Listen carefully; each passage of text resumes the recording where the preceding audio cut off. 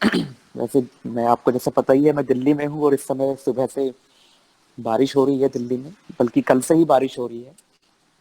और एक ताउक्ते नाम का जो तूफान आया हुआ है, चक्रवात, उसके कारण दिल्ली तक बारिश पहुंची हुई है। मई में लग ही नहीं रहा है बिल्कुल कि जैसे ये मई की गर्मी का मौसम है। हालांकि ताउक्ते है कि तोकते है, या कुछ शरारती लड़कों ने इसको टिकैत भी कर दिया है। इस तूफान का नाम ही समझ में नहीं आ रहा है हिंदी में क्या लिखा जाएगा इसको। तो उसी बीच में कक्षा ली जाती है। आज की शुरू थोड़ी करते हैं रिकैप के रूप में, जो पिछली कक्षा में हमने पढ़ा था। उस कक्षा में हमारी बात हुई थी जो हिंदी उपन्यास का जो विकास था उस पर। और उसमें हमने ये चीज स्पष्ट की थी कि प्रेमचंद एक तरीके से एक केंद्र है हिंदी उपन्यास परंपरा के।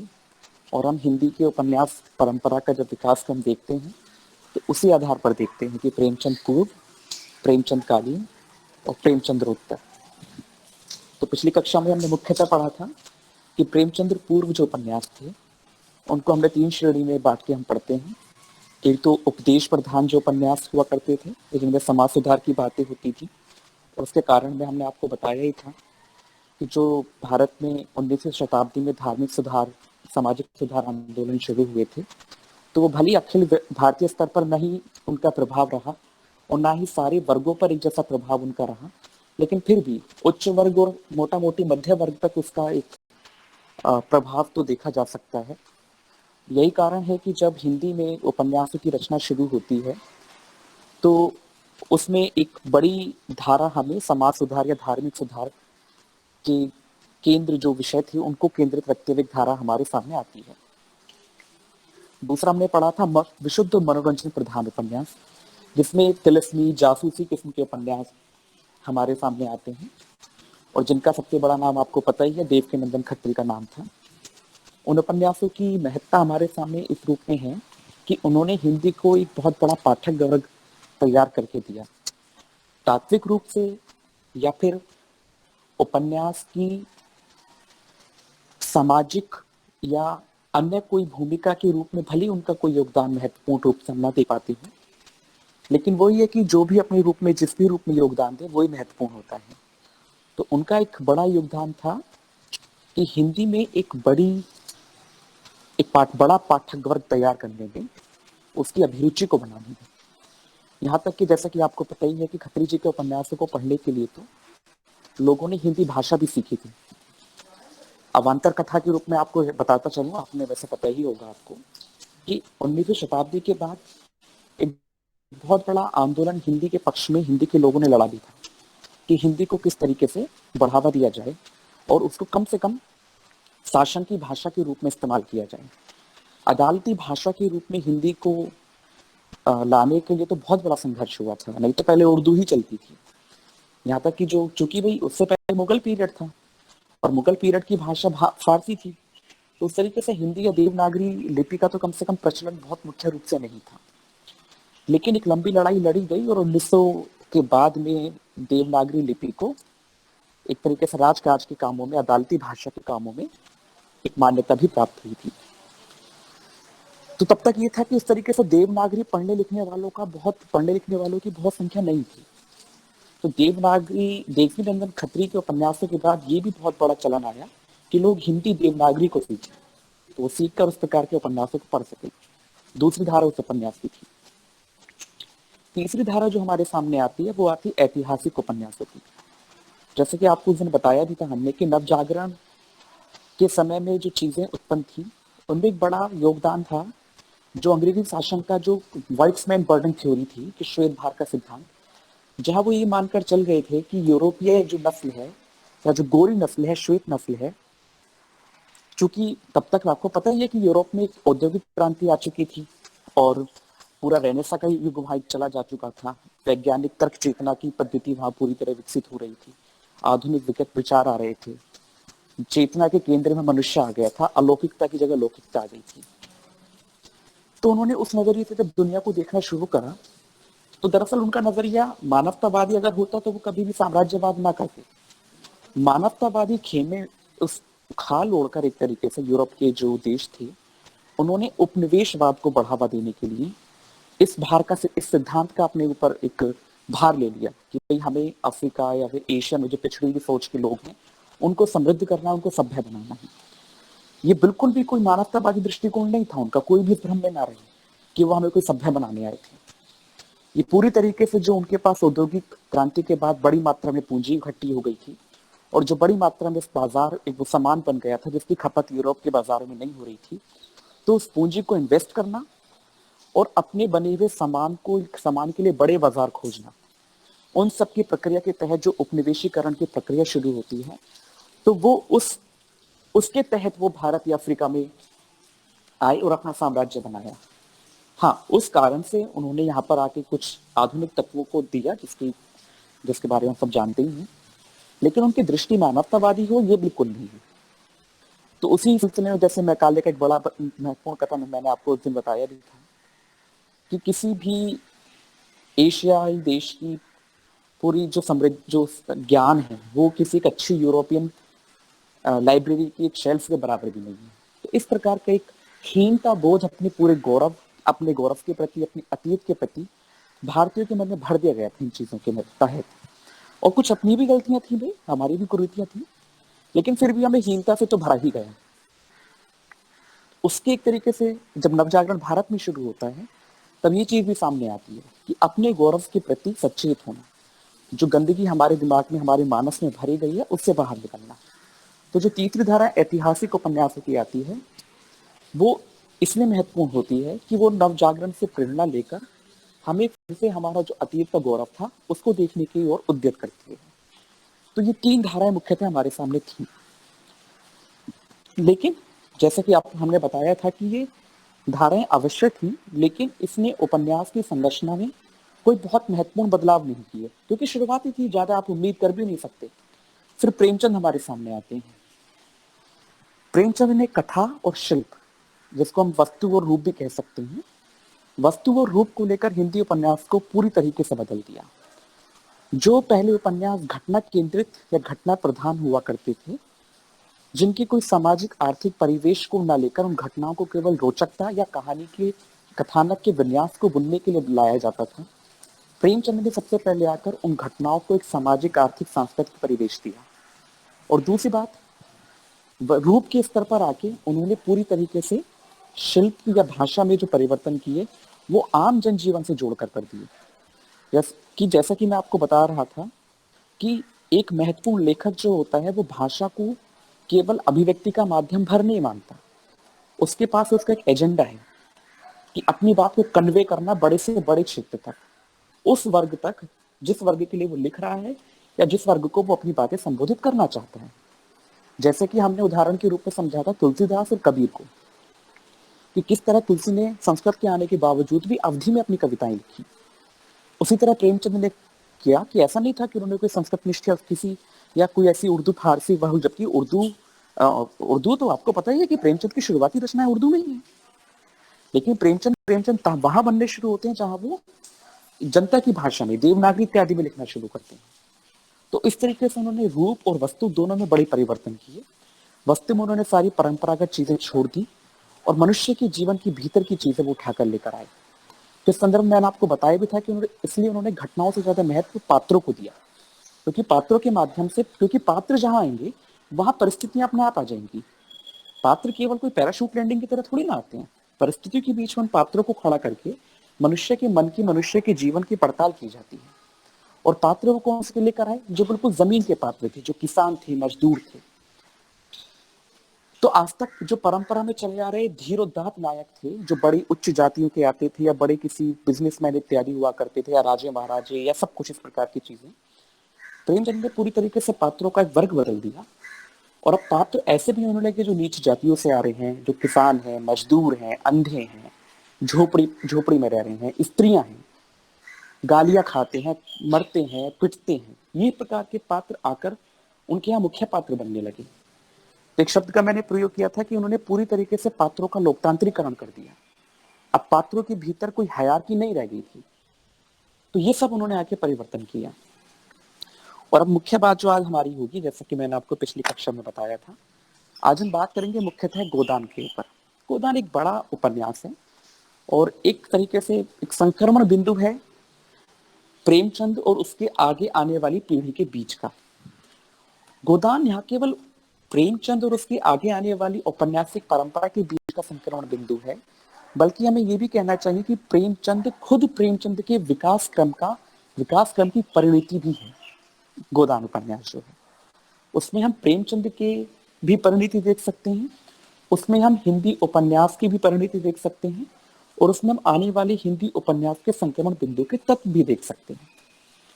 तो सबसे पहले हम प्रेमचंद की यदि प्रगति की इसमें बात करें, थोड़ी सी आज हम बात इसमें कुछ संरचनात्मक बिंदुओं को लेकर भी करेंगे। जैसा कि आपको पता ही है कि प्रेमचंद के विषय में एक टर्म का हम बार बार प्रयोग करते हैं, आदर्शोन्मुख यथार्थवाद, या फिर कई बार हम उसको पलट के भी कह देते हैं कि यथार्थोन्मुख आदर्शवाद, ऐसी टर्म्स हमें मिलती है। इसका सीधा सा अर्थ ये होता है कि वहां पर वो आदर्श उनके मन में है, लेकिन वो यथार्थ से अलग होकर नहीं है। प्रेमचंद की सबसे बड़ी उपलब्धि तो यही थी ना कि उन्होंने उपन्यास की या फिर कथा, हिंदी कथा साहित्य के केंद्र में यथार्थ को ला दिया। तो वो यथार्थ से तो छूट ही नहीं सकते थे, यथार्थ तो उनके यहाँ अवश्यंभावी था, लेकिन उसमें आदर्श परिणति के रूप में जरूर मिल जाता था हमें। इसका एक बड़ा कारण ये भी था कि प्रेमचंद की आस्था गांधी जी में बहुत थी, और उस समय गांधी, आपको पता ही है कि 1900, जहां तक मुझे ध्यान आ रहा है सही, कि 1915 में गांधी जी वापस आ गए थे, और उसके बाद ही आने के 3 या 4 साल बाद ही जो खिलाफत आंदोलन या फिर असहयोग आंदोलन की शुरुआत गांधी जी करते हैं, और पूरी तरीके से उनके जो मूल्य थे, अहिंसा, हृदय परिवर्तन, इन सब चीजों पर टिके हुए थे। प्रेमचंद की इन मूल्यों में बहुत आस्था थी, बहुत। तो इसलिए प्रेमचंद के साहित्य पर गांधीवादी तत्वों की बहुत बड़ी छाया हम देख सकते हैं।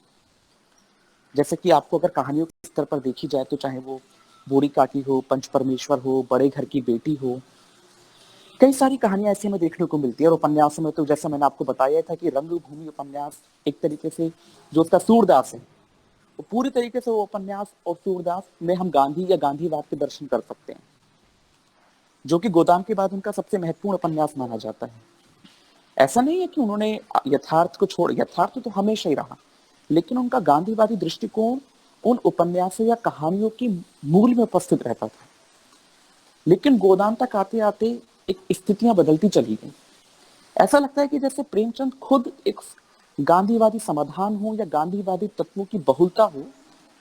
ऐसा लगता है कि प्रेमचंद उनसे खुद थक गए थे, उन सब चीजों को स्वीकार करते करते, क्योंकि लिख वो कुछ रहे थे और सामने घट कुछ हो रहा था। जैसे कई बार हम लेखक की भूमिका को बहुत सीमित करने का प्रयास करते हैं, ये कहकर कि लेखक का काम केवल और केवल समस्या बताना नहीं, उनका समाधान देना भी है। मानो लेखक ना हो गया, कोई डॉक्टर या वैद्य हो गया। भाई डॉक्टर, वैद्य और लेखक में अंतर होता है ना। और आज जैसी कोरोना जैसी बीमारी है तो डॉक्टर के पास कौन सा उपचार है, उसका उपचार वो कर रहे हैं, लेकिन जरूरी नहीं है ना कि कोई बीमारी जब आए तो डॉक्टर उनके उपचार के साथ ही प्रस्तुत हो। कई बार बीमारी को पकड़ना भी बहुत बड़ी चीज होती है। तो पहली बात तो हमें इस चीज से बिल्कुल असहमत होना चाहिए कि हम लेखक की भूमिका को डॉक्टर या वैद्य तक सीमित ना करें। हालांकि लेखक, मैं ही नहीं कह रहा हूं कि वो समाधान नहीं दे सकता, लेकिन वो उसके लिए कोई जरूरी तत्व नहीं होना चाहिए। प्रेमचंद गांधीवादी तरीके से समाधान दे रहे थे, लेकिन यथार्थ में सामने कुछ और चीज रही थी, क्योंकि यथार्थ में उस तरीके से समाधान मिल नहीं रहा था। बल्कि क्या हम ये भी कह सकते हैं कि उस तरह समाधान हो ही नहीं रहा था, समाधान था ही नहीं, केवल और केवल यथार्थ उनके सामने चल रहा था। तो प्रेमचंद, ऐसा लगता है गोदान तक आते आते उस चीज को देखते हुए थक गए थे। जैसे एक बड़ी अच्छी पंक्ति है, आप लोगों ने दार्शनिक का नाम सुना होगा, नीत्शे। उनकी एक बहुत शानदार पंक्ति है कि यदि आप लंबे समय तक अंधकार को घूरते हैं तो एक समय के बाद अंधकार भी आपको घूरने लगता है। तो शायद मुझे ऐसा लगता है कि उस समय तक आते आते एक अंधकार जिसको देख रहे थे लंबे समय तक प्रेमचंद, उस अंधकार ने उनको वहां आते आते घूरना शुरू कर दिया था। तभी अंत तक आते आते उनकी कई सारी कहानियां और उपन्यास के रूप में गोदान हमें इस रूप में देखने को मिलते ही हैं। कहानियों में आपको पता ही है, उनकी सबसे प्रमुख कहानी कफन है इस संदर्भ में। उसके अलावा पूस की रात है, शतरंज के खिलाड़ी है, यहाँ तक कि उनकी बड़ी फेमस, लेकिन मतलब कम फेमस कहानी, लेकिन बहुत अच्छी कहानी संदर्भ में मैं मानता हूँ, नशा। यदि आप में से किसी ने पढ़ी होगी तो आपको पता चल जाएगा, नशा कहानी भी संदर्भ की कहानी है। तो प्रेमचंद का बदलाव, जो व्यक्तित्व का एक लेखक प्रेमचंद यहाँ पर आते आते इस रूप में बदल जाते हैं कि अपने आदर्शों को साथ रखते हुए भी अब वो पूरी तरीके से यथार्थ की ओर जाने लग रहे हैं।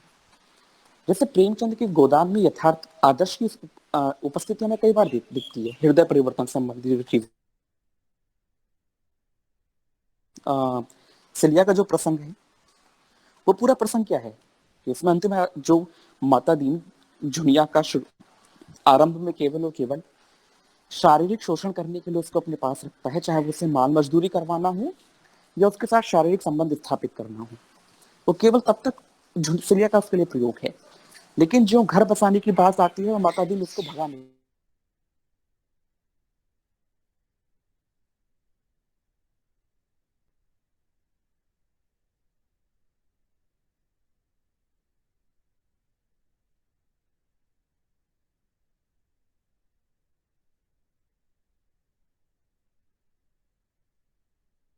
तरीके से संयुक्त परिवार की लिए वो चीज दिखाई गई है प्रेमचंद की ओर से। मालती वाला प्रसंग आपके सामने ही है कि शुरू में जिसको वो बड़ी तितली इत्यादि चीजों से प्रेमचंद कंपेयर कर रहे हैं, अंत में आते आते एक तरीके से साध्वी नुमा हो जाती है प्रेमचंद के लिए, मालती वाला प्रसंग। और भी आपको कुछ प्रसंग ऐसे देखने को मिलेंगे जहां पर हृदय परिवर्तन की बड़ी स्थितियां हमारे सामने देखने को आती हैं। ये सब चीजें उस आदर्श का प्रतिमान है या प्रमाण है जिनके लिए, लेकिन प्रेमचंद की जो यथार्थ की दृष्टि यहां पर आते आते बेहद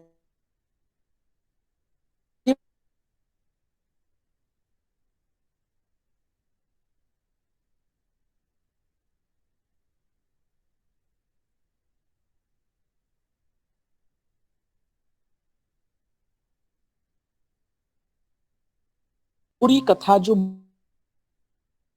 मुख्य कथा है, जो गुप्त नहीं है, जो मुख्य कथा है, वहां पर आते आते वो आदर्श नहीं रह जाता, यथार्थ आ जाता है।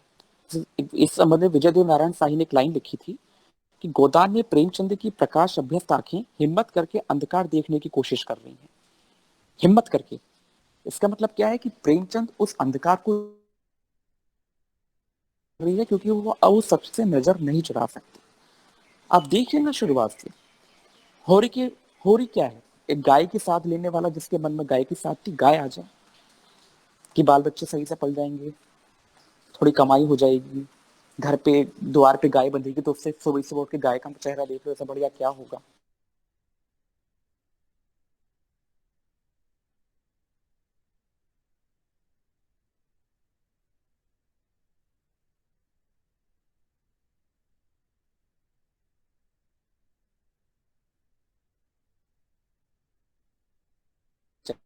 चले जाएंगे एकदम, बहुत सन्नाटे में आ जाती है धनिया वाली बात सुन के, क्योंकि सच उसको खुद दिख रहा है धनिया को कि क्या मामला है। और अंत तक आते आते स्थिति देखिए वही सारी चीजें हैं, 60 से पहले ही खत्म हो जाता है घोरी का जीवन। और गाय के साथ तो ये है कि अंत में भी उसको गाय याद आ रही है कि गाय के साथ ही तो मन में ही रह गई। हालांकि प्रेमचंद ने कोशिश की थी वहां पर कि जहां वो रूपा यानी जो उसकी छोटी बेटी थी, उसके माध्यम से ये गाय उसके घर भिजवा देने की, लेकिन हालांकि वो गाय कहाँ खोई, पर जहां भी खोई वो होरी के घर तक तो कम से कम नहीं पहुंच पाई। वो अपनी उस गाय की साध को मन में लेकर ही इस धरती से कूच कर जाता है। कोई आदर्श का पर्दा नहीं, कोई उम्मीद नहीं। देखिए आदर्श वहां भी है जहां पर भली चीज पूरी तरीके से सही ना हो गई हो लेकिन उम्मीद दिखा दी गई हो, वहां भी एक तरीके से आदर्श की चीजें बन जाती हैं। प्रेमचंद यहाँ किसी को कोई भ्रम में नहीं रखना चाहते हैं। उनके सामने स्पष्ट है कि कोई भ्रम होगा तो जबरदस्ती फिर वो आदर्श का पल्लू पकड़ लिया जाएगा। स्पष्ट एक तस्वीर है उनकी और यथार्थ के बीच में कोई पर्दा इस बार शेष नहीं है। और आप होरी की या होरी के माध्यम से इस पूरे पूरे किसान वर्ग की जो पूरी कथा है उसमें, उस कथा को आप उठा के देख लीजिए। उस कथा के माध्यम से आपको क्या देखने को मिलेगा, उसमें देखिए एक साधारण, एक बहुत शानदार जीवन, मतलब साधारण जीवन हमारे सामने है। इसमें सुख है, दुख है, परेशानियां हैं, सब कुछ है। लेकिन कहीं भी होरी की स्थिति सुधरती भी नहीं दिख रही है। होरी जहां से शुरू है उससे नीचे नीचे नीचे नीचे की ओर जाता जा रहा है। खासकर जब वो गाय गाय का प्रसंग होता है, क्योंकि गाय मर जाती है, उसके बाद बहुत स्थितियां खराब होती हैं उसके जीवन में। और जो झुनिया वाला प्रसंग होता है उसके बाद तो सारा घर भर का जो अनाज वगैरह सब बिक जाता है, और ऐसा कर्जे में आता है कि अंत तक वो कर्जा उतरता ही नहीं है उसका। तो प्रेमचंद अपनी मुख्य कथा के माध्यम से जब नीचे की ओर, जब आगे की ओर बढ़ना शुरू करते हैं, तो वो कथा कहीं भी आदर्श की ओर नहीं मुड़ती है। उस कथा में होरी का जीवन पूरी तरीके से नीचे की ओर जाने लगता है, नीचे की ओर जाने लगता है। और अंततः वो अपनी एक दो चीजों की ओर पहुंचता है। देखिए, दो चीज, केवल एक चीज नहीं। पहली चीज, होरी की मृत्यु, सबसे पहली त्रासदी, सबसे बड़ा यथार्थ का बिंदु। लेकिन दूसरा बड़ा यथार्थ जो और भी अधिक महत्वपूर्ण यथार्थ है वहां पर, वो क्या है कि अपने आप को किसान की मर्जाद के रूप में देख कर सब कुछ गवा देने वाला होरी अंततः आते आते मजदूर हो जाता है। आप देखिए ना क्या कर रहा है वो, एक जो सड़क बन रही होती है उसके लिए खंजड़ा खींच रहा होता है वहां पर होरी आकर। तो जिस किसानी को बचाने के लिए, जिस किसानी को मर्जाद के रूप में बचाए रखने के लिए होरी का सारा संघर्ष है, होरी उस संघर्ष में भी हार गया। मृत्यु को तो जो प्राप्त हुआ हुआ, लेकिन वो दोनों तरीके से हारा। तात्विक रूप से भी हारा और अपनी परिस्थितिक रूप से भी वो हारा। तभी एंड में प्रेमचंद आके लिखते हैं कि होरी हर जगह हारा ही है। स्पष्ट लाइन लिखी है उन्होंने, हारा ही है, जीवन के हर संग्राम में हारा, बस हिम्मत नहीं हारा। ये हिम्मत हिम्मत वाले शब्द जो है ना, खोखले शब्द होते हैं ऐसी स्थितियों में। किसी के घर पे कोई त्रासदी हो गई और आप उससे कहें कि भाई हिम्मत मत हारो, हो सकता है कि वो चपत भी लगा देगा आपको खींच के। हर जगह सकारात्मक शब्द अपनी सकारात्मकता के साथ नहीं आते ना, कई बार वो उल्टे तरीके से रिएक्ट कर जाते हैं। कितनी हिम्मत ना हारियो, लेकिन होरी सब हार गया था। स्पेशली आप याद करिए जब गोबर वापस शहर से आता है गांव, और वो अपने घर की या गांव की पूरी पूरी स्ट्रक्चर को बताता है। वो स्ट्रक्चर एक तरफ और कई बड़ी से बड़े डिप्रेसिंग साहित्य एक तरफ, वो इतना अवसाद में ला देने वाला वो एक पूरा पैराग्राफ है। तो मैं ये बताने की कोशिश कर रहा हूँ कि संरचना के तौर पर जो परिवर्तन करते हैं यहाँ पर, संरचना का परिवर्तन, एक चीज और देखिए आप। प्रेमचंद की शुरुआती कहानियां जो ठीक ठाक जो चल रही, जो हमारे सामने बड़ी फेमस हैं, वहां पर हृदय परिवर्तन के संबंध में कई बार कृत्रिम स्थितियां देखने को मिलती हैं। जैसे कि बड़े घर की बेटी उठाइए, आप लोगों ने पढ़ी होगी आनंदी वाली, और आनंदी है उसमें मुख्य पात्र, और उसका देवर है, उसका पति जो भी है। पति गया हुआ है, आनंदी ने सब्जी बनाई है, आज थोड़ा घी ज्यादा छूट गया और सारा घी खत्म हो गया, और सब्जी बना के खाना बना के दे दिया। उसका देवर आता है कहीं से कबूतर मार के कि भाभी मांस पका दो। तो अभी सारा बना के तो बैठी है, भाभी कहती है भाई घी तो बचा नहीं है और खत्म हो गया सारा का सारा। तो वो बड़ा गुस्से में तैश मार जाता है कि इतना सारा तो था। उसने कहा कि मैंने दाल वाल में डाल दिया। कहते कि हाँ, तुम्हारे जैसे मायके में तो उसकी घी की नदियां बहती होंगी। चिढ़ जाती है आनंदी। आनंदी बहुत अमीर परिवार से आई हुई होती है लड़की, यहाँ सामान्य घर में शादी हो गई होती है उसकी, तो क्या बोलती है कि हाथी मरा भी तो नौ मन का, इतना घी तो हमारे यहाँ नित्य कहार नौकर खा जाते हैं और कोई पूछता भी नहीं है। तो जूती मार देता है वो उस पर कि देख लूंगा तुझे और तेरे पति को भी। तो एक इतना उद्यम किसका व्यक्ति वहां दिखाया है जो जूती मार रहा है अपनी भाभी फेंके, जो उसकी डायरेक्ट ही कह रहा है कि देख लूंगा तुझे और तेरे पति को भी। और प्रेमचंद से दिखा देते हैं उसको कि जब वो उसका पति आता है कि वो तो बड़ा भ्रातृ प्रेमी व्यक्ति है, कि देखो भाई से कितना प्यार है, भाई के प्रति इतना सम्मान है कि बड़े भाई के सामने नजरें तक नहीं उठा रहा है, बड़े सा भाई के सामने आने तक तो तैयार नहीं है।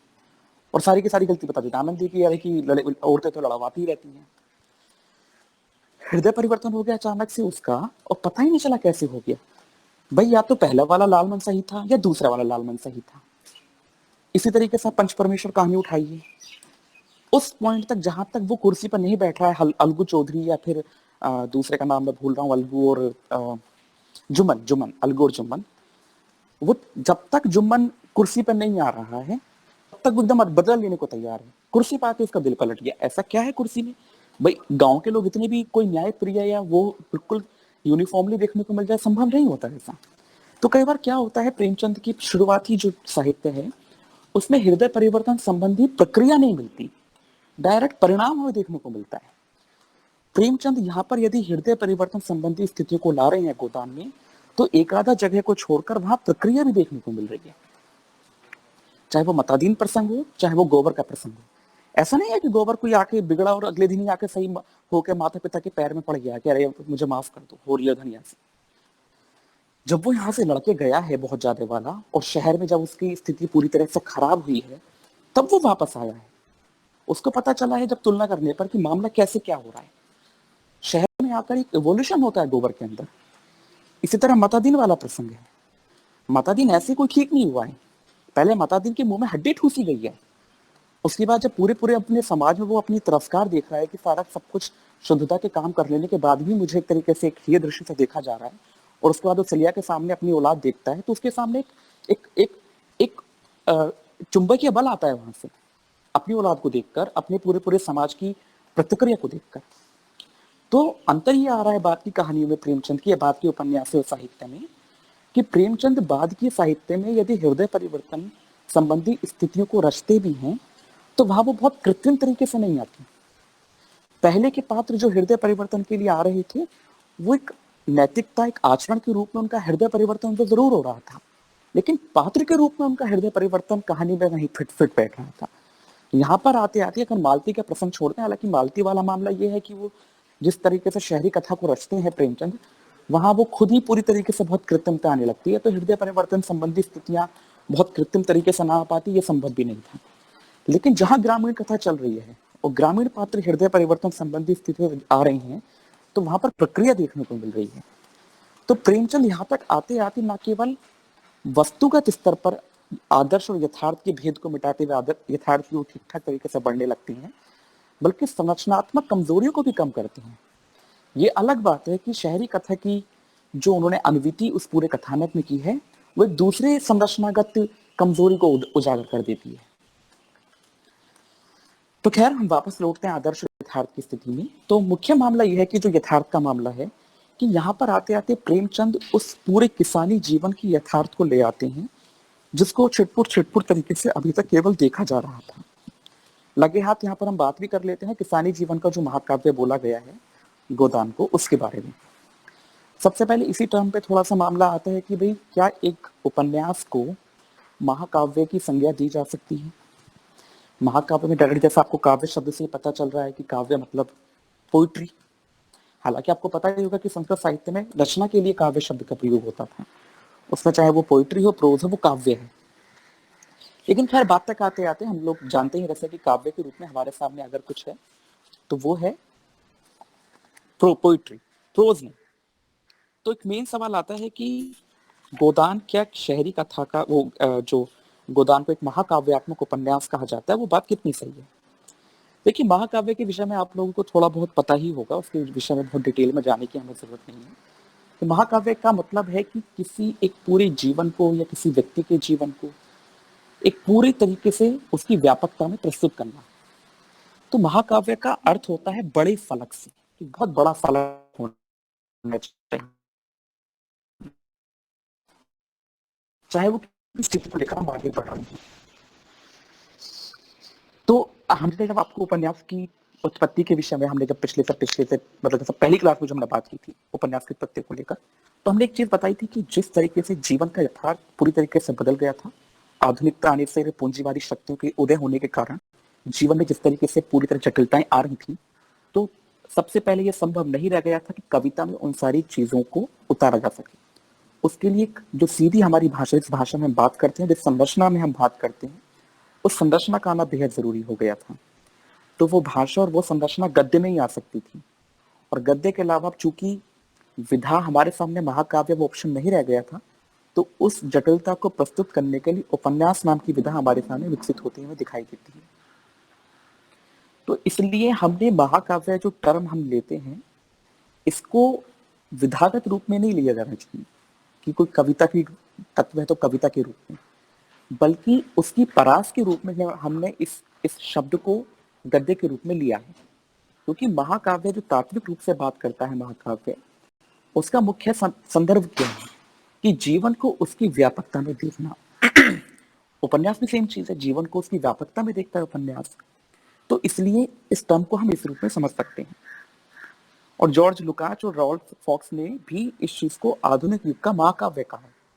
तो महाकाव्य को किसी कविता या काव्यगत विधा के खांचे में ना देखकर यहाँ पर आके हमें उसकी जीवनागत अनुभूतियों के उकेरने की शक्ति के संदर्भ में देखना चाहिए कि वो जीवन की अनुभूतियों को जितने व्यापक रूप से महाकाव्य समेटता है, तो उसका वो जो विशेषता है, उसकी विशिष्टता है, उसको हमने यहाँ पर इस रूप में प्रस्तुत किया कि उपन्यास को हम महाकाव्यात्मक कह सकते हैं या नहीं कह सकते।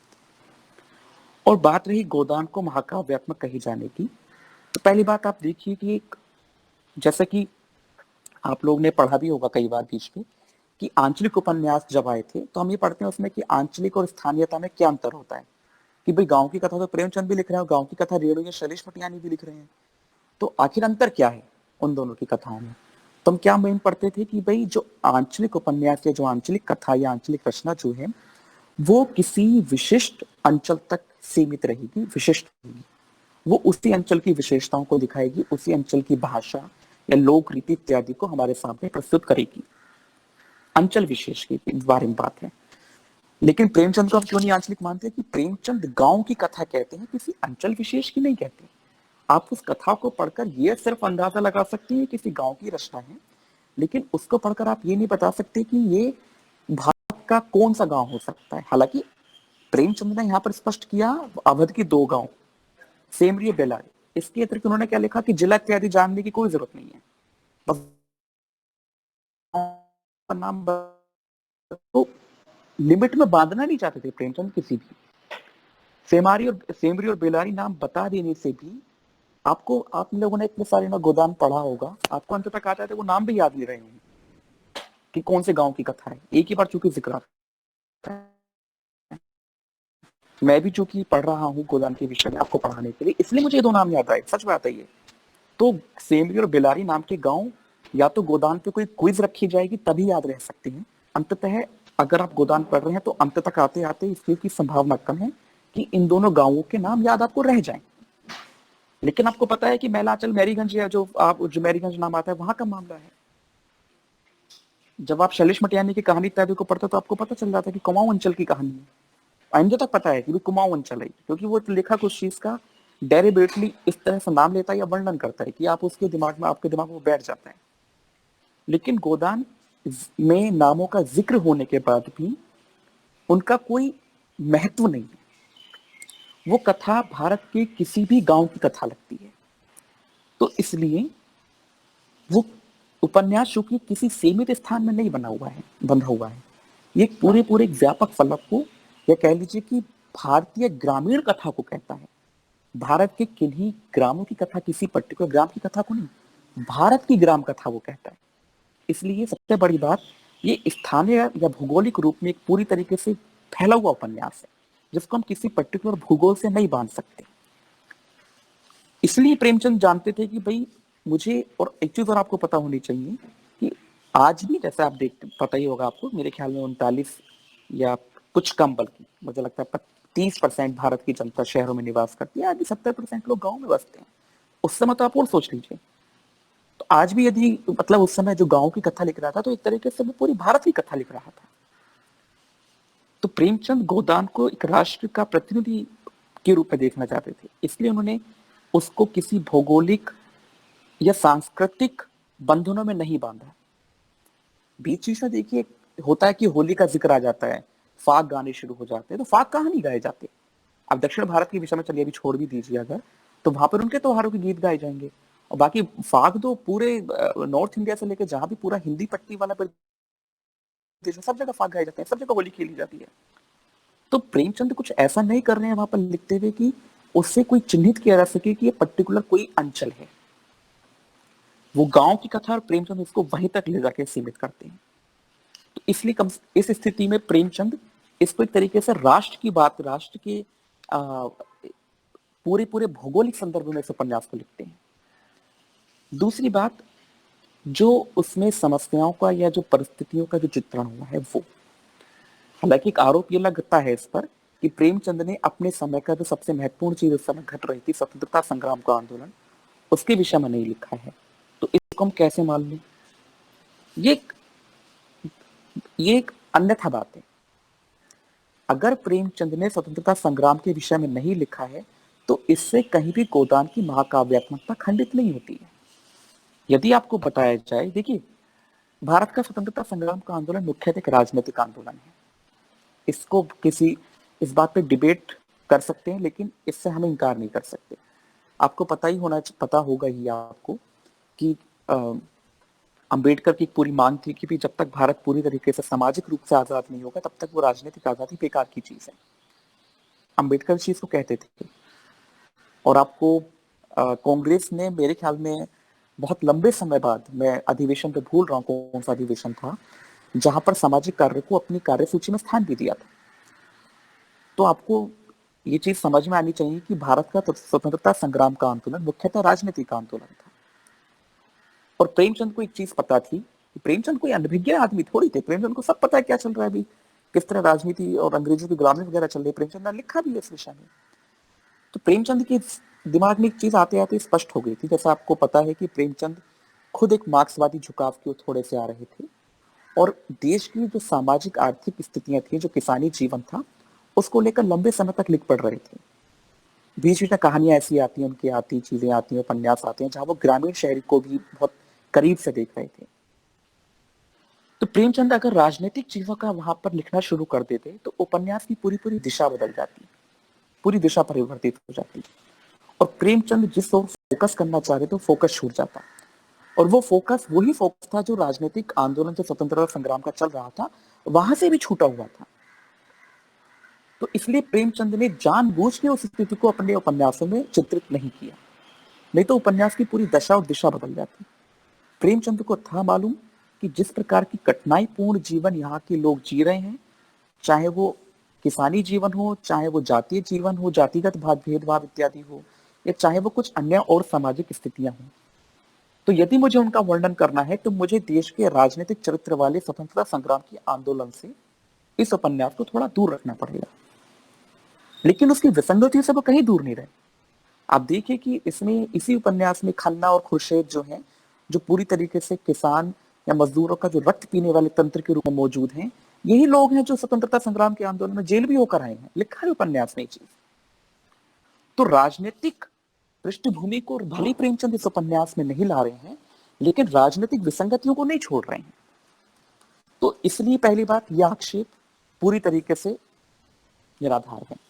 दूसरी बात, प्रेमचंद अपने समय की मुख्यतः जितनी भी सामाजिक आर्थिक समस्याएं देश की जनता फेस कर रही थी, उनको इस उपन्यास में जगह दे रहे हैं। किसानी हो, मजदूर हो, जातीय समाज के रूप में, चाहे वो एक हद तक स्त्री की समस्या हो, जाति का समस्या तो है ही है, अनमेल विवाह तक की समस्या यहाँ पर आती है। रूपा की चाहे वो विवाह हो, या चाहे वो जो भोला का दूसरा विवाह होता है नोहरी से, वो हो, ये सारी चीजें उभर कर आ रही हैं। और किसानी में भी आप ये देखिए कि किसानी जीवन का, जैसे कई बार हम इसको पर्टिकुलर किसानी जीवन का महाकाव्य भी कह देते हैं, इसको आप चाहे किसानी जीवन का महाकाव्य कहिए, चाहे ग्रामीण जीवन का महाकाव्य कहिए, या फिर चाहे एक कोई महाकाव्य कह लीजिए, भारतीय भारतीय जीवन का महाकाव्य, तीनों टर्म्स में नामकरण के रूप में भले एक अंतर है, लेकिन तात्विक रूप से बहुत कोई अंतर देखने को नहीं मिलता। क्यों? क्योंकि भारतीय समाज यानी कि गांव, क्योंकि गांव में पूरा पूरा भारत उस समय बसता था, बहुत ही कम प्रतिशत जनसंख्या थी जो शहरों में थी। तो भारतीय समाज एक तरीके से ग्रामीण समाज, और गांव पूरी तरीके से किस पर टिके हुए थे? पूरी तरीके से किसानी पे। जमींदार तो मुट्ठी भरते ना, मुट्ठी भरते जो उनसे क्या कहते हैं जमींदार थे या जो सूदखोर थे, बाकी तो सब किसान ही किसान था। तो इसलिए चाहे किसानी जीवन का महाकाव्य कहा जाए, चाहे ग्रामीण जीवन का महाकाव्य कहा जाए, या चाहे भारतीय समाज का महाकाव्य कहा जाए, तीनों एक ही बात है। तो इसमें समस्याओं के रूप में प्रेमचंद ने जितनी विविधता का प्रयोग किया है, और बहुत शानदार तरीके से संरचनात्मक स्तर पर, इस कारण इस पूरे पूरे फलक को वो एक महाकाव्य के रूप में हम देख सकते हैं। यहाँ पूंजीवाद भी आपको दिखाई दे जाएगा, यहाँ मार्क्सवाद भी आपको दिखाई दे जाएगा, गांधीवाद भी आपको दिखाई दे जाएगा। ऐसा लगता है प्रेमचंद सब कुछ जो कह देना चाहते थे वो सब कुछ यहाँ डाल देते हैं, सारी स्थितियां परिस्थितियों के साथ साथ। और सबसे बड़ी बात आती है चरित्र के रूप में। वर्गीय विविधता के साथ इतना बड़ा चारित्रिक एल्बम हमें कम ही देखने को मिलता है। इसमें ग्रामीण पात्र भी है, और ग्रामीण में हर तरीके का पात्र है, चाहे वो गरीब से गरीब हो, अमीर से अमीर, यानी जमींदार या सूदखोर टाइप हो। किसान होरी के रूप में सबसे नीचे का पात्र, होरी धनिया गोबर, इसके ऊपर में दुलारी वगैरह, उसके ऊपर में बाकी तो जो वो क्या कहते हैं नौखे राम वगैरह हैं, और धार्मिक तंत्र के रूप में दाता दीन। तो गांव की जितनी भी चीजें झलक हमें दिखाई दे सकती है वो है। बाकी शहर की देख लीजिए आप, शहर की भी सारी सारी, चाहे वो इंडस्ट्रियलिस्ट है, चाहे वो फैक्ट्री चलाने वाला है, या फिर वो क्या कहते हैं उस फैक्ट्री मालिक की जो पत्नी है, इस रूप में, बहुत रूप में, मालती जैसे है, मालती, या फिर मेहता प्रोफेसर, या जो समाज सुधारक टाइप हैं, ये सब लोग। तो प्रेमचंद्र पात्र के रूप में इतनी विविधता इस उपन्यास में लेकर आते हैं कि हर वर्ग का कोई ना कोई प्रतिनिधित्व करता हुआ पात्र हमारे सामने आ जाता है। गांव के प्रतिनिधि गांव के चरित्र के रूप में कोई केवल केवल होरी मौजूद नहीं है कि हमें गांव की चित्रण के रूप में केवल किसान का चेहरा दिखाई दे। उस किसान की पत्नी भी हमारे सामने है, उस किसान का वो बेटा भी हमारे सामने है जो पूरी तरीके से ग्रामीण और शहरी संक्रमण में के दौर से गुजर रहा है। उसी गांव में झुनिया भी हमारे सामने है जो विधवा स्त्री है, जो जिसकी शादी कहीं और हुई है, उसकी पूरी समस्या है। उसी गांव में नोहरी भी और रूपा भी है जो अनमेल विवाह की शिकार हो जाती है। सब कुछ है। तो वो वर्गीय विविधता और सामाजिक विविधता से संबंधित न जाने कितने पात्र इस पूरे उपन्यास में हमारे सामने आते हैं। तो इस दृष्टि से भी ये पूरा पूरा एक बड़ा फलक हमारे सामने लेकर आता है। और दूसरा, शिल्प की दृष्टि से तो आपको पता ही है। देखिए, शिल्प का परिवर्तन तो वहीं आना शुरू हो जाता है जहां कथा ग्रामीण से शहरी होती है। आप होरी के संवाद उठा के देख लीजिए और आप मेहता के संवाद उठा कर देख लीजिए। भाषा का, शब्द चयन का, संरचना का सारा परिवर्तन आपको दिखाई दे जाता है। तो इस तरीके से जो महाकाव्यात्मकता की बात है, इस गोदान के संदर्भ में हम इसलिए करते हैं कि महाकाव्यात्मक उपन्यास है। तो आपकी जो हम दूसरी बात हम कर रहे थे आदर्श और यथार्थ से संबंधित, वो यही बात थी कि जैसे मैंने आपको कल एक लाइन बताई थी, परसों जब भी क्लास में ले रहे थे, कि यहाँ पर आके गांधीवाद और मार्क्सवाद को फेट देते हैं प्रेमचंद। और देखिए, मार्क्सवाद की जो हम बार बार कर रहे हैं, ये जैसे हमारे उस समय आपको पता ही होगा, कुछ कवि भी ऐसे थे जिन्होंने डायरेक्ट कविताएं भी लिखी मार्क्स के प्रति, गांधी के प्रति। पंत तो लिखते थे। पंत का तो मुख्य, मुझे लगता है, बड़ा प्रिय स्ट्रगल था पंत का कि वो चीजें उठा उठा के लाएंगे, ऐसी कोई विचारधारात्मक, और सब तक कविताएं लिखेंगे गांधी के प्रति, बापू के प्रति, मार्क्स के प्रति। उसके बाद वो अरविंद दर्शन की ओर भी मुड़े, दर्शन के प्रति। तो इस प्रकार की कविताएं हैं। बाद में केदारनाथ अग्रवाल तो पूरी तरीके से मार्क्सवाद को केंद्रित कविताएं लेकर लिखते हैं। मुझे लगता है कि ये किसी भी विचारधारा को लिखने का सही तरीका, मुझे तो कम से कम ज्यादा नहीं लगता कि आप डायरेक्टली उस पर लिखने लगे। आप विचारक नहीं है ना, आप साहित्यकार हैं, तो थोड़ा एक रचनात्मक तरीके से लिखना उस चीज को ज्यादा अच्छे तरीके से कन्वे करने का तरीका है, कनेक्ट करने का तरीका है। तो प्रेमचंद यहाँ कोई मार्क्सवाद का ढिंडोरा लेकर नहीं पीट रहे हैं। हाँ, प्रेमचंद कुछ कुछ तत्वों के माध्यम से ये झलका देते हैं कि उस प्रकार की विचारधारा की समझ हमें इस उपन्यास के माध्यम से मिल जाती है।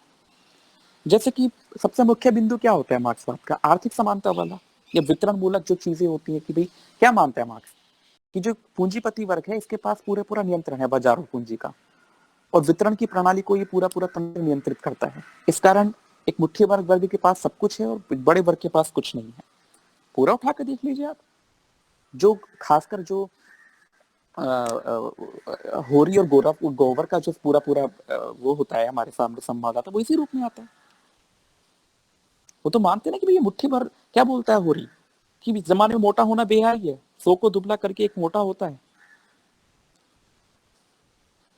वहां पर वो स्पष्ट दिखा देते हैं कि किस तरीके से जो वो गांव है, उस गांव में 2-4 लोग पूरी गांव की संरचना को संचालित कर रहे हैं, और केवल किस माध्यम से? पूंजी के माध्यम से।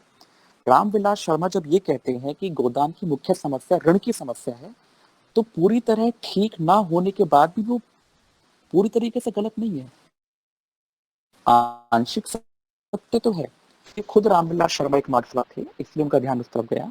आप देखिए ना, सब कुछ वहां एक तरीके से ऋण पर संचालित है। अगर वहां सामाजिक कोई संकट आन भी खड़ा हुआ है तो भी उसका समाधान पैसे के माध्यम से निकाला जा रहा है। जब झुनिया आ जाती है और उसको होरी अपने घर पर रख लेता है, तो दंड क्या है कि सारी तुम्हारी इतना पैसे का तुम पर अर्थदंड लगाया है। जो दाना पानी जो बंद करते हैं, हुक्का पानी वाली स्थिति, हालांकि दुनिया का प्रचंड रूप देख के पानी बंद करने की किसी की हिम्मत नहीं हो पाती, लेकिन बाकी सजा क्या दी गई है? जितना कर्ज दोगे तो इतना तुम्हारे से पैसा वसूला जाएगा, तुम दो इतना पैसा। वो भी वहीं भी वहां भी पूंजी चल रही है। उसके अलावा जब उसका भाई हीरा के घर पे तलाशी लेने के लिए आते तो वहां भी उसको पैसा देना है, सब नजराना देना है। तो बार बार बात वहीं पर आ रही है। तो जो ऋण की समस्या रामविलास शर्मा कहते हैं, वो समस्या वाकई बड़ी समस्या है कि किस तरीके से पूंजी का वो पूरा तंत्र जो है। और केवल होरी का नहीं, आप देखिए कि जब वहां पर वो लखना के कि जब फसल कटनी शुरू होती है तो क्या लिखते हैं वहां पर प्रेमचंद कि सब की पूरी फसल से लदे पड़े हैं खेत, लेकिन किसी भी किसान के चेहरे पर मुस्कान नहीं है। क्यों नहीं है? क्योंकि सबको पता है कि आधे से ज्यादा तो यही बिक जाएगा सारा का सारा मामला। जमींदार और वो सूदखोर कुर्सी डाल के बैठ गए हैं, अपनी अपनी पोथियां खोल के बैठ गए और कह रहे हैं कि पहले जी हमारा हिसाब करो, तभी फसल तुम्हारी बाहर जाएगी।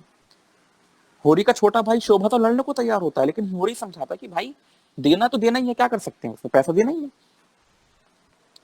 पूरी तरीके से लुटने वाली स्थिति है किसानों की, पूरी तरीके से किसानों को वहां नंगा करके पूरी तरह से खसोट लिया जाता है।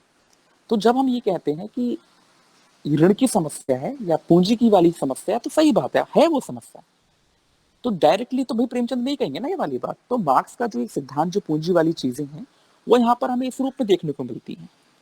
दूसरी बात, मार्क्स जो धार्मिक या राज्य वाली संस्थाएं हैं उनको लेकर ठीक ठाक आलोचनात्मक स्थिति में रहता है।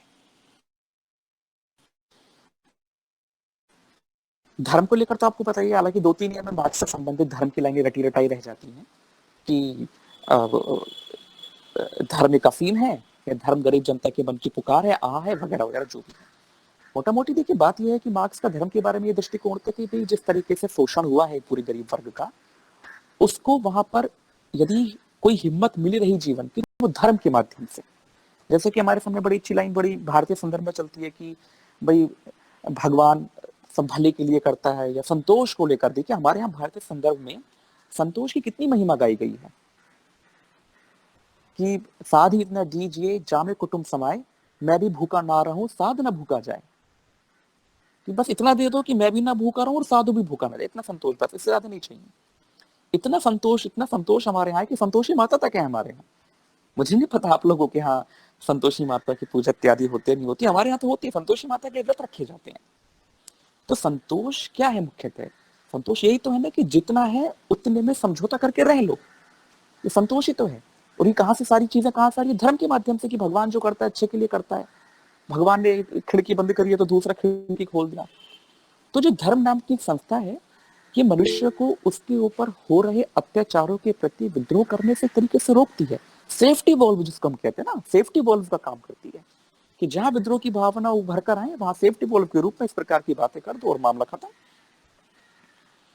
तो वही देखिए, वही धर्म पूरी तरीके से होरी को किस तरीके से नोच रहा है, खसोट रहा है। यही होरी जब गोबर कहता है कि ऐसे ऐसे हम नहीं देंगे, इतना जबरदस्ती का कर्ज लगा रखा, मैं देखता हूँ मेरा पैसा कौन लेकर जाता है, कैसे ले लेगा, तो क्या बोलता है होरी? लाइन मेरे सामने लिखी हुई है कि होरी के पेट में धर्म की क्रांति मची हुई थी। अगर ठाकुर या बनिए के रुपए होते तो उसे ज्यादा चिंता ना होती, लेकिन ब्राह्मण के रुपए, उसकी एक पाई भी दब गई तो हड्डी तोड़कर निकलेगी। तो ये तो होरी का हाल है। होरी की जो स्थिति खराब हो रही है, जब उसको समझ होरी को सब आ रहा है, ये जो पंच बैठे हैं, ये जो धार्मिक धर्म के ठेकेदार बैठे हैं, ये सब मेरे साथ खराब तरीके से व्यवहार कर रहे हैं, ये सब नोच खसोट रहे हैं। वो लेकिन यहाँ पर ये डिफरेंशिएट नहीं कर पा रहा है कि जब धर्म का नाम लेकर वो मेरे साथ बेईमानी कर सकते हैं, तो मैं भी धर्म के नाम पे ईमानी क्यों नहीं कर सकता? मैं भी धर्म का नाम लेकर कब तक ईमान की खाता रहूं? लेकिन नहीं सोचता, क्योंकि धर्म काम करता है उच्च वर्ग के अनुसार, धर्म काम करता है निम्न वर्ग के विरुद्ध। और प्रेमचंद ये दिखा रहे हैं कि देखो, उसी धर्म का गला घोट कर दादाजी मजे में है, और उसी धर्म को अपने कंधे पर ढोता हुआ क्या नाम है, होरी कितना दुखी है।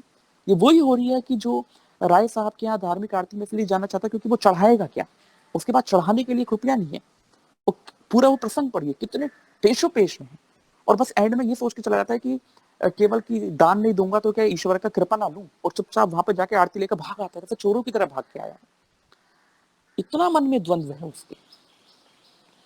तो प्रेमचंद इस चीज को किस रूप में वर्णित कर रहे हैं? वो दिखा रहे हैं कि धर्म का यह तंत्र निम्न वर्गों को किस तरीके से नोच खसोट रहा है, उसको पूरी तरीके से तबाह करने को तैयार है। प्रेमचंद इस रूप में भी हमारे सामने चीजों को दिखा रहे हैं। अब जैसे शहरी वाला देखिए, हालांकि शहरी कथा हमें थोड़ी अच्छी नहीं लगती है, लेकिन उसमें मजदूरों वाला जो प्रसंग आता है, मजदूरों की हड़ताल इत्यादि। और देखिए यहाँ पर एक चीज हो रहा है आपको देखने लायक है, मजदूर वहां हड़ताल करते हैं, लेकिन प्रेमचंद कोई मार्क्स को अगर केवल और केवल मार्क्सवाद को पूरी तरीके से डालने की इच्छा होती प्रेमचंद की, जिन्हें मुझे तो घुसाना है किसी भी तरीके से, तो हो सकता था प्रेमचंद ये दिखा दे कि वो हड़ताली जो अपने बढ़िया जीत जात गए एंड ऑल, कि कुछ जीत गए, कुछ विजय मिल गई। ऐसा नहीं होता बाद में, रंगभूमि में भी ऐसा नहीं होता। अगर आप पढ़ेंगे रंगभूमि, जो वहां पूरी तरीके से हड़ताल इत्यादि है, पूरा विरोध है सामने, कोई परिणाम नहीं निकलता इन चीजों का, ना यहाँ निकल रहा है। तो यहाँ लेकिन इससे हम ये जरूर कर सकते हैं कि जो एक तरीके से मार्क्स की दृष्टि थी कि भाई आप मजदूर लोग इत्यादि एक हो जाओ, तो उसको आप देख सकते हैं कि यहाँ पर मजदूरों की जो हड़ताल वाला प्रसंग है वो इस रूप में आ सकता है। मतलब तो हाँ, इसके ये मोटा मोटी कुछ तत्व हमारे सामने ऐसे आते हैं जिनके माध्यम से हम ये कह सकते हैं कि भाई मार्क्सवाद की जो चीजें प्रेमचंद की गोदाम में दिखती हैं, लेकिन हाँ, हम उसमें ये बिल्कुल भी नहीं कह सकते कि ये मार्क्सवाद का कोई साहित्यिक संस्करण है। ऐसा कुछ नहीं है, ऐसा हमें सोचना भी नहीं चाहिए। हाँ, प्रभाव है, इसमें कोई डाउट नहीं, प्रभाव क्यों भी ना हो। भाई 1936 में जब प्रगतिशील लेखक संघ की स्थापना होती है, सज्जाद जहीर वगैरह लोग जब करते हैं, तो उसकी अध्यक्षता कौन करता है? सबसे पहले प्रेमचंद करते हैं। प्रेमचंद ने बड़ा एक महत्वपूर्ण भाषण भी दिया था, जो मेरे ख्याल में साहित्य का उद्देश्य नाम से हमारे सामने आता है। अगर मैं गलत हूँ, मुझे कंफ्यूज हो रहा है, मेरे ख्याल में साहित्य का उद्देश्य ही वो निबंध है जो कि उनके प्रगतिशील लेखक संघ में दिए गए भाषण का जो उल्था है एक तरीके से। तो प्रेमचंद तो खुद लंबे समय तक मार्क्सवाद को लिख पढ़ समझ रहे थे, और अगर आप उनके निबंध पढ़ेंगे, वाग्देवी प्रकाशन से उनके निबंध की एक श्रृंखला प्रकाशित हुई है, जिसमें आपको पढ़ते हुए लग जाएगा कि वो ठीक ठाक मार्क्सवाद से परिचित थे। रशिया की क्रांति से तो वो बहुत ज्यादा प्रभावित थे, और वो चाहते थे कि इस प्रकार की चीजें भारत के संदर्भ में भी होनी चाहिए। तो जब प्रेमचंद का पूरी तरीके से माइंडसेट इस रूप में काम कर रहा था, तो इतना तो तय था कि गांधीवादी विचारक के रूप में, गांधीवादी साहित्यकार के रूप में अपनी साहित्यिक मूल्य को रखने वाला प्रेमचंद अवश्य ही यथार्थवाद की ओर अब पूरी तरीके से मूल्य को उद्यत हो चुका था, और जिसका पूरे तरीके से प्रमाण हमें गोदान में देखने को मिल जाता है। तो गोदान में आदर्शवादी स्थितियों के नैसर्गिक रूप से होने के बाद, में ध्यान रखना, मैं नैसर्गिक शब्द का इसलिए प्रयोग कर रहा हूं क्योंकि इससे पहले जो शुरुआती रचनाओं में जहां प्रेमचंद हृदय परिवर्तन की स्थितियां कई बार बहुत कृत्रिम तरीके से रचते हैं, तो आदर्शवाद की स्थितियों को बहुत नैसर्गिक रूप से रचने के बाद भी प्रेमचंद का यह उपन्यास उनकी यथार्थ दृष्टि की परंपरा का न केवल परिणति है, बल्कि सबसे शानदार बिंदु भी है। तो इस यथार्थ को हमें इस रूप में समझना चाहिए। अब क्लास हमारे थोड़ी सी अब खत्म होने की ओर है, तो इस पे हम एक अंतिम बात और कर लेते हैं गोदान पे। वो बात है कि गोदान के नामकरण संबंधी, इस पर मैं बात इसलिए करना चाह रहा हूँ कि कई बार परीक्षाओं में ये सवाल पूछ लिया जाता है कि क्या गोदान का नामकरण सही है। देखिए, नामकरण किसी भी रचना का जो नामकरण होता है, उसको लेकर दो तीन अवधारणाएं हमारे सामने रहती हैं। या तो वो नामकरण किसी ऐसे पात्र के नाम पे हो जो पात्र उस उपन्यास में इतनी केंद्रीयता के साथ हो कि जहां वो पूरे पूरे फलक पर फैल जाए। तो ऐसा तो स्पष्ट है कि वो उपन्यास पूरी तरह मुख्यतः पहले तो पात्र केंद्रित होगा, और अपने मुख्य पात्र के माध्यम से ही वहां सारी चीजें उसी दृष्टिकोण से सामने होंगी। जैसे हमारे सामने एक उपन्यास आता है शेखर एक जीवी, पढ़ा ही होगा आप लोगों ने वो उपन्यास, तो उस तरीके से होता है दिव्या। ये दो उपन्यासों के नाम मेरे अभी दिमाग में आए हैं। उसके अलावा कुछ उपन्यास ऐसे होते हैं जो किसी पर्टिकुलर संकल्पना या पर्टिकुलर किसी भाव संवेदना को व्यंजित करने वाले होते हैं। कोई रचना ऐसी कोई हमारे सामने आ, जैसे बड़ा सुंदर नाम है कि सूर्य के किरण से सूर्य की पहली किरण तक। तो वो जो नाटक है मेरे ख्याल में ये एक रात्रि, पूरी एक रात्रि का उपन्यास, वो नाटक है, रचना जो है, तो वो है। कई बार नामकरण ऐसा होता है कि किसी पर्टिकुलर घटना इत्यादि के आधार पर हो जाता है। तो जैसे कि हमारे सामने इस प्रकार का मतलब कोई आ, गोदान जैसे आ जाता है, कोई आपको समझ में आ रहा है ना, गोदान एंड में घटना घटती है, इस नाम पर भी हमारे सामने कर देते हैं। सवाल ये है कि अब इनमें से कौन सी अवधारणा सही है कौन सी नहीं, वो बात की बात है। लेकिन अगर हम गोदान की बात करें तो गोदान में यानी गाय का दान, और अंत में क्या है कि होरी मरने को तैयार है, और कोई बोलता है उसका हीरा जो भाई है कि भाभी भैया चले जल्दी से इनका गोदान करा दो। और धनिया कहा कि क्या कहती है कि जो सुतली से कुछ पैसे बचे थे वो पैसे लेकर आती है, होरी के हाथ में धरती है और कहती है कि घर में ना रुपया है ना पैसा है, बस यही इनका गोदान है, जो है ही नहीं है और क्या गोदान है। तो इसको अगर आप इस नामकरण को देखना चाहते हैं तो इस नामकरण को गाय के संदर्भ में देखिए कि गाय की भूमिका पूरे उपन्यास में किस संदर्भ में हमारे सामने आ रही है। इस पूरे उपन्यास की केंद्रीयता है होरी के चारों तरफ, और होरी का केंद्र कौन है? गाय। पहले ही हो कि भाई गाय की साध पूरी हो जाए, बस गाय दिख जाए घर पे, घर के द्वार पर गाय बंधीने से ज्यादा अच्छा क्या हो सकता है। यहाँ तक कि जब गाय आती है तो वो दाता दिन के सामने तक अपनी डींग हाँगने लगता है कि भोला कितना शरीफ दिखाई देता है, पूरे रुपए गिनवाए हैं उसने, जबकि उसने रुपए थोड़ी दिए होते हैं भोला को। लेकिन गाय आ गई है, गाय आने का सही अलग है। उसके होने वाले बच्चे का नाम भी सोच लेती है रूप और सोना मटरू, गले में घंटी भी बांध दी जाती है। सब उसे पकड़ पकड़ के सो रहे हैं, उठ रहे हैं, जाग रहे हैं। और पूरा का पूरा मामला फिर कहाँ खराब होना शुरू होता है? जब वो गाय मर जाती है। प्राइमर की पूरी परिस्थिति खराब होनी शुरू हो गई। गाय के माध्यम से गोबर और झुनिया का प्रेम वगैरह पनपता है, उधर गोबर झुनिया का लगेगा तो पूरी और स्थिति खराब हो जाती है। अंत तक आते आते भी क्या क्या वो रहता है जब गाय आती है कि गाय आ जाएगी तो इतना इससे दूध होगा तो इतना पैसा मिलेगा, उसका बछड़े होंगे तो ऐसे होंगे, गोबर भी दूध पिएगा। जब गोबर का बेटा होता है तो वो ये सोचता है गाय होती इस समय घर में तो इसको बढ़िया दूध इत्यादि पिलाया जाता। गाय की साथ इतनी है कि जैसा ऐसा लगता है कि वो होरी के डीएनए के रूप में रूपा में चली गई। जब रूपा अपने यहाँ एक अपने अधेड़ पति के यहाँ जब जाती है तो रूपा के दिमाग में क्या रहता है कि बाबू को गाय चाहिए थी, और अपने गांव से गाय वो भेज भी देती है। हालांकि वो पहुंचती नहीं है होरी के यहाँ, बीच में कहाँ भटक गई गाय, पता नहीं वो कहाँ भटकी होगी। तो अंत में और क्या है, फिर मरते मरते भी अंत में क्या, लो जब वो कुछ लाइनें बोल रहा है धनिया से, वो ये बोल रहा है कि गाय की साधु तो मन में ही रह गई। तो प्रेमचंद ने मुझे लगता है कि यहाँ पर आकर गाय की इस केंद्रीयता को फोकस करते हुए गोदान इसका नाम दिया है। मैं इस चीज से बिल्कुल इनकार नहीं करूंगा कि गोदान से एक बेहतर नाम हो सकता था, क्योंकि गोदान अगर वो किस गोदान जो एक पूरी तरह एंड में घटना घटती है उस पर पूरी तरीके से फोकस कर देता है उपन्यास को, और वो घटना महत्वपूर्ण है। लेकिन वो उपन्यास जब खुद ही इतनी महाकाव्यात्मक तरीके का उपन्यास है तो वहां पर पर्टिकुलर एक घटना के माध्यम से नामकरण रख देना उस एक सही तरीका मुझे नहीं लगता। जैसे रंगभूमि उपन्यास है, वो उपन्यास किसी भी घटना को इंगित नहीं कर रहा, वो रंगभूमि है कि जीवन की रंगभूमि जहां पूरा जीवन चल रहा है। या तो उपन्यास में उस घटना की केंद्रीयता इतनी बड़ी हो कि वो घटना अपने आप में नामकरण जितनी भूमिका रखने लगे, तब कोई दिक्कत नहीं है, लेकिन वो घटना इतनी बड़ी होनी ही चाहिए। महाकाव्यात्मक उपन्यास गोदान में कम से कम मुझे ऐसा लगता है कि गोदान एक अंत वाली जो घटना है वो बहुत बड़ी घटना है, क्योंकि वो एक तरीके से पूरे उपन्यास की, होरी के जीवन की, एक ग्रामीण पात्र के जीवन की परिणति है। लेकिन मुझे लगता है कि चूंकि वह है उपन्यास परिणति पक्ष का उपन्यास ना होकर प्रक्रिया पक्ष का उपन्यास है, कि जहां पर वो प्रक्रिया खुद अपने आप में बहुत महत्वपूर्ण है, तो ऐसे में उस पूरी प्रक्रिया से एक बार को नजर हटती है।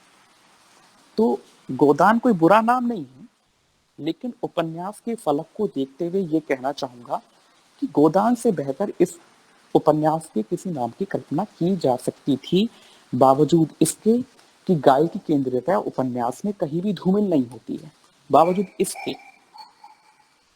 तो मेरा ये इस पे मानना है।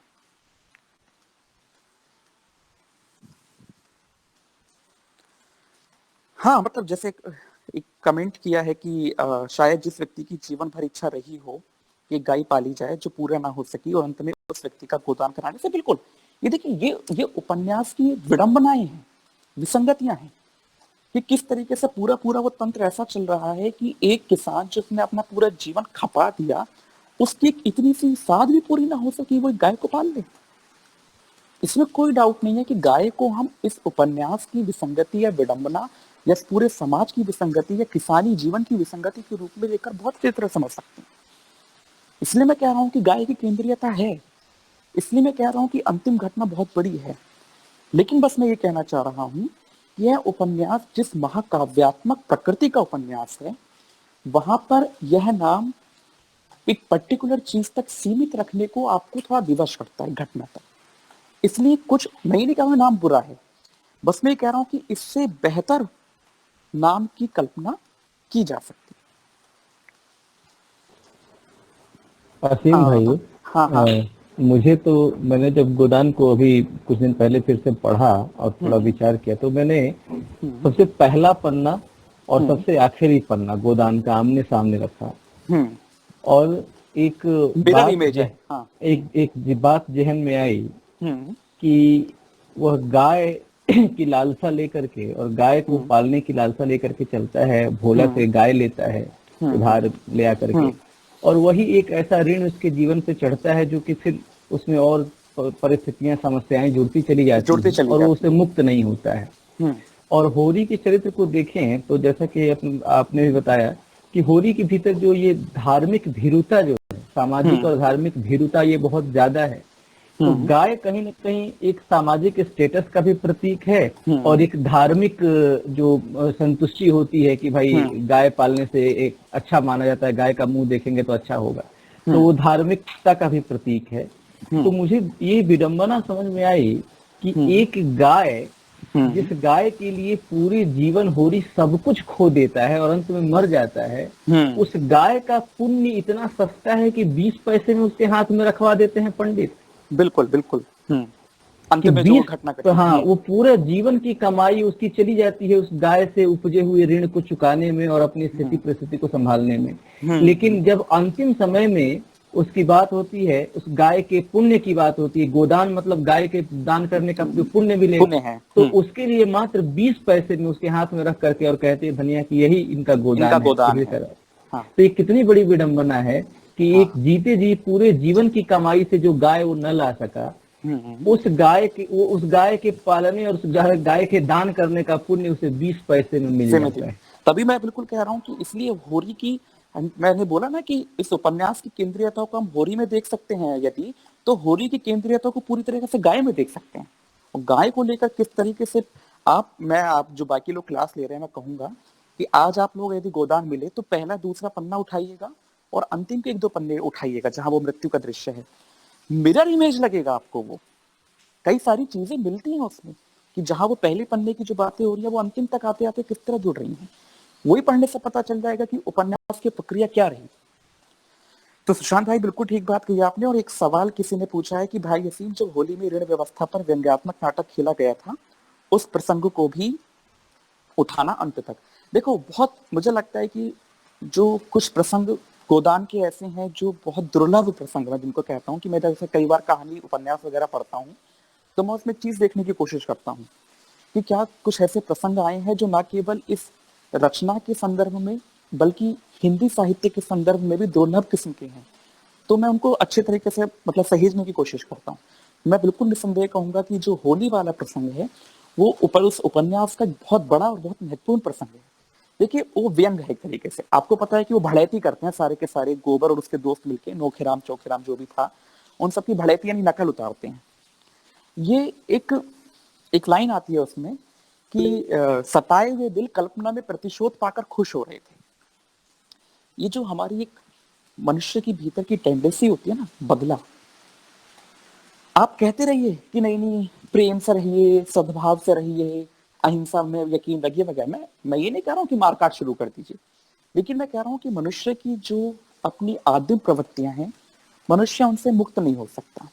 और जहां अत्याचार का इस रूप में हमारा सामना हो रहा हो, वहां तो बिल्कुल नहीं हो सकता।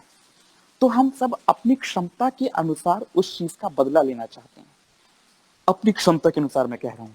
क्षमता से यदि आप बाहर गए तो पलटवार बड़ा हो सकता है, मुश्किलें और बढ़ सकती हैं। यदि क्षमता से बाहर गए तो गोबर को यह पता था कि वो यहाँ पर एक तरीके से हीरोइक भूमिका में तो जरूर आया, नायकत्व की भूमिका तो उसके पास है, लेकिन उसे ये भी पता है कि हमारे पास एक सीमित संसाधन है कि हम किस तरीके से इस चीज का प्रतिकार कर सकते हैं। तो इसलिए उन्होंने नाटक के माध्यम से कहा, मजाक उड़ाने के माध्यम से, व्यंग के माध्यम से।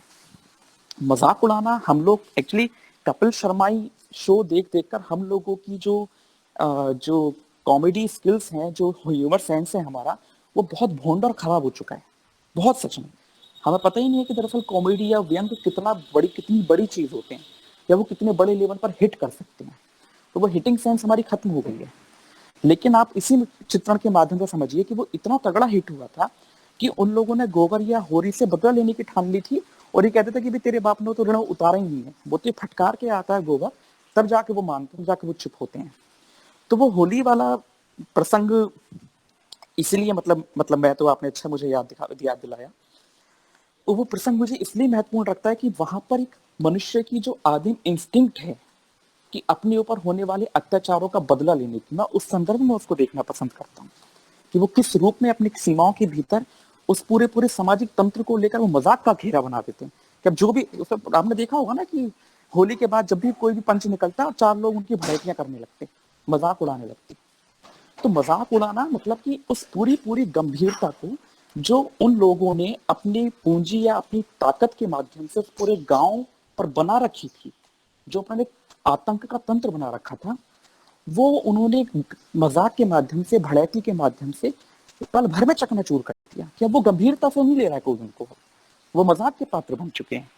तो मामला केवल पूंजी भर का थोड़ी ना होता है। उसमें एक लाइन आती है कि बाकी सब लोग तो मजाक में ले रहे थे, लेकिन दाता दीन तो बहुत खराब होते, भड़क गए कि ऐसे ऐसे कोई कैसा मेरा मजाक उड़ा सकता है, कि मैं तो धर्म का ये हूं, मैं तो श्राप दे दूंगा, ये कर दूंगा, वो कर दूंगा। तो ये लोग जो इस प्रकार की सत्ता की ऊपरी शीर्ष पर या पूंजी के लोग होते हैं, ये लोग अपनी हर तरीके से सत्ता बनाए रखना चाहते हैं। सारा मामला देखिए होता है परसेप्शन का। और आप लोग तो, हम लोग उत्तर आधुनिक युग में जी रहे हैं। आप लोग देखते हैं नैरेटिव बिल्डिंग, जिसको हम बोलते हैं, नैरेटिव सेट करना, नैरेटिव बनाना, परसेप्शन बनाना, और खासकर राजनीतिक दलों के माध्यम से तो आजकल हम देख ही रहे हैं किस तरह टूल किट वाली सारी चीजें, नैरेशन, पर्सपेक्टिव। एक लाइन मेरे बहुत अच्छी, मैं थोड़ा 2 मिनट और लूंगा, क्लास हम फिर खत्म करते हैं। चेरनोबिल नाम की एक सीरीज आई थी, जिसमें तो चेरनोबिल नाम की घटना हुई थी, बड़ी परमाणु दुर्घटना हुई थी, तो उस पर वो सीरीज केंद्रित थी। तो वो रशिया का था उस समय, यूक्रेन रशिया में था। तो अब रशिया में, यूएसएसआर था उस समय तो वो, और यूएसएसआर में कितने बड़े सेंसर्स थे सबको पता ही होगा आपको। तो वहां पर वो गुस्से में है, जो यूएसएसआर का उस समय राष्ट्रपति था, गोर्बाचोव, और वो कह रहा है कि हमारा अवर power comes from our perception of power, कि हमारी पावर हमारे युद्धों से, हमारे हथियारों से नहीं आती है, पावर के परसेप्शन से आती है, कि देखो हम पावरफुल हैं। और इस घटना ने हमारे इस पूरे परसेप्शन को हिला के रख दिया दुनिया के सामने, इसलिए वो गुस्से में। तो वही वाली सारी चीजें होती हैं कि परसेप्शन अगर आपका बना हुआ है, तब तक आपको समाज में वो जगह मिली रहेगी। अगर किसी, जैसे मैं आपको एक गांव की घटना बताता हूँ अपनी, बिल्कुल सच्ची घटना बता। जैसे गांव में शादियां होती हैं इत्यादि, तो शादी हो रही थी एक, तो आपको पता है कि गांव में जो बेचारे निम्न जो पृष्ठभूमि के बच्चे होते हैं, तो वो ऐसी शादियों का इंतजार करते हैं कि जाके बढ़िया खाने पीने को मिलेगा, घुस जाते हैं ऐसे अपने गंदे कपड़े वगैरह में और खाना वाना खाते हैं। तो जो शादी के जो बड़े बुजुर्ग लोग होते हैं, वो ऐसे लड़कों को भगाते हैं वहां से। आपको पता ही होगा, आप लोगों ने भी देखा होगा, गांव में शादी में सब होता है कि भागो यहाँ से, भागो यहाँ से। तो इसी तरीके से हमारे गांव में एक व्यक्ति हैं, वो भी भगा रहे थे। उनका काम, उनकी यही जिम्मेदारी थी हर शादी में, इस प्रकार के बच्चों को भगाना। तो वो बार बार भगाते थे, वो बच्चे बार बार आते थे, भगाते थे, आ जाते थे बार बार। तो एक बार उन्होंने जब भगाया और वो भाग रहे थे, तो एक 12-15 साल का लड़का था, उसको पकड़ के उन्होंने थप्पड़ मार दिया। उस लड़के ने पलट के उनको थप्पड़ मार दिया। उसके बाद 2-4-5 लोग आए और उन्होंने मिलकर खूब मारा पीटा उन बच्चों को, और फिर उसके बाद दोबारा नहीं आए। लेकिन एक चीज बदल गई, आज तक वो जो व्यक्ति भगाता था उसके थप्पड़ पड़ गया। अब वो पूरे गांव में उसी शादी से लेकर बाद तक 4-5 दिन तक खूब मजाक का विषय रहा कि देखो देखो, अरे कल तो उनके थप्पड़ पड़ गया, कल तो उनके थप्पड़ पड़ गया। और उसके बाद वो आने वाली किसी भी शादी में इस प्रकार की भूमिका में नहीं आए, वो नहीं भगाते थे फिर बच्चों को। परसेप्शन खत्म हो गया। तो वो जो होली वाला प्रसंग इस रूप में आता है कि जब उनकी मजाक उड़ा दी गई, एक तरीके से उनका जो कंट्रोल या नियंत्रण करने का जो परसेप्शन था गांव पे, उसको बहुत बड़ी ठेस लगी। इस कारण वो नाराजगी थी। शक्ति केवल पूंजी की थोड़ी होती है, परसेप्शन की भी तो होती है ना। तो वो परसेप्शन वाला मामला है होली वाले प्रसंग का। तो चलिए आज की क्लास, मैं लगता है सुशांत भाई, फिर आज की क्लास खत्म की जाए। हाँ असीम भाई, काफी समय हो गया है। काफी समय हो गया है, तो आज की क्लास जो भी अब सवाल जिनके भी मन में है, सवाल जो उठे होंगे, उसको आप लोग ग्रुप में, अनंत आप अपना सवाल यहाँ से वो कर लीजिए, सेट कर लीजिए, उसको कॉपी कर लीजिए और ग्रुप में पूछिए, और फिर हम लोग ग्रुप में चर्चा करें, क्योंकि काफी टाइम हो गया है। तो असीम भाई को भी अब हम मुक्त करें। बहुत बहुत धन्यवाद। काफी सुचिंतित व्याख्यान आप लोगों ने गोदान पर सुना, और इस व्याख्यान को ध्यान में रखते हुए आप अगर गोदान को पढ़ेंगे, कम से कम उसका पहला दूसरा पन्ना ही और अंतिम पन्ना ही पढ़ लेंगे, तो उससे भी एक आइडिया आपके दिमाग में जरूर बन जाएगा। और कुछ प्रसंगों को पढ़ेंगे तो बहुत आभार आप सबका, बहुत बहुत धन्यवाद। बहुत आभार असीम भाई। हाँ ठीक है सुशांत भाई, बहुत बहुत धन्यवाद।